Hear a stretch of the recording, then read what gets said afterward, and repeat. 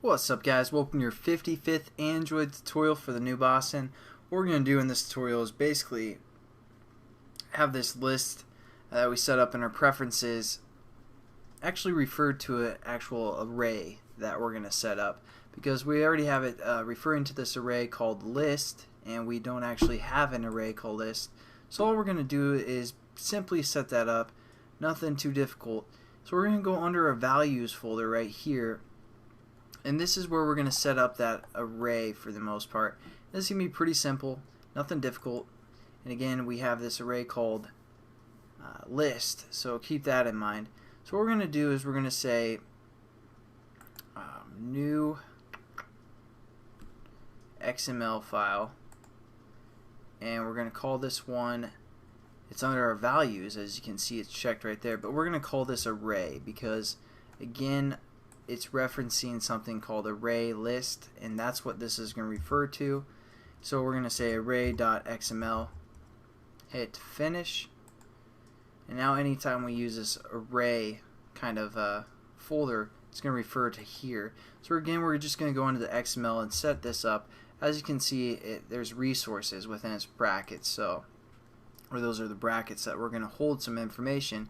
So that's pretty neat. It's just kind of a resource folder for the most part. So what we're going to set up is a string array, and as you can see, we have the options here: integer array, string, string array, item, whatever we want to keep in this kind of resource folder for the most part under our array XML file. So we're going to set up a string array, and what we're first going to do is we're going to name it. So we're going to say name, and this is going to be equal to list. Again, our preference tab is accessing the array called list, and that's what this is going to refer to, this list. So we have to give it the name list, or whatever you guys name that, so it actually has a list to refer to. And then all we're going to do is set up some items within this string array. So we need to finish off our string array. That's all we need to define it as, and then hit enter a few times so we can work within the string array and add some items to it. So we're going to say item, and then you don't even have to set up the item like we generally would. We just need to kind of put something within both item and the close item brackets there, and we're going to call this, I don't know, option 1,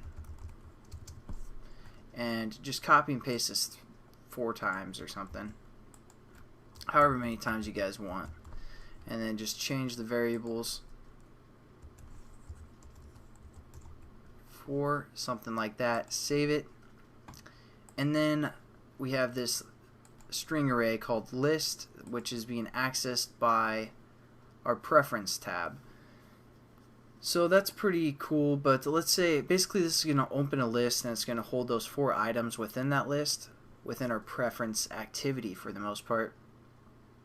So let's say we want one of those items to be checked to start with, and what we're going to do is we're going to set up something basically that's going to refer to the list values for the most part. So we're going to set up something else called Android, again this is within our list preference, Android entry values for the most part, and we're going to say, again, refer to another array. So we're going to say array / values or something like that, or L values, and then what we can do is we can also set some numerical values to these items for the most part. So we're going to set up a new string array within our array XML, and again just click string array, and we also got to give this the name that we just set up. So name is going to equal, again, L values, and close it off and put up some values within here. Again, item, and we're going to say this is item 1, and then we're just going to copy and paste that 4 times.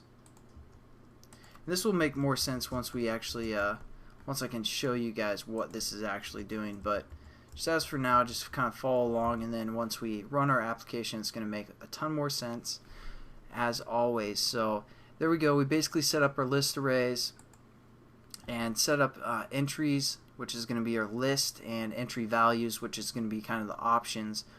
Oh, and I'm sorry, also this entries is supposed to be at array from the previous tutorial. Apologize, guys. So just make sure you change that to at array, and this one is also at array, which is both referring to this array value that we set up for the most part. And I'll catch you guys in the next tutorial. We're going to work with these list items as well. So have a good one. Peace.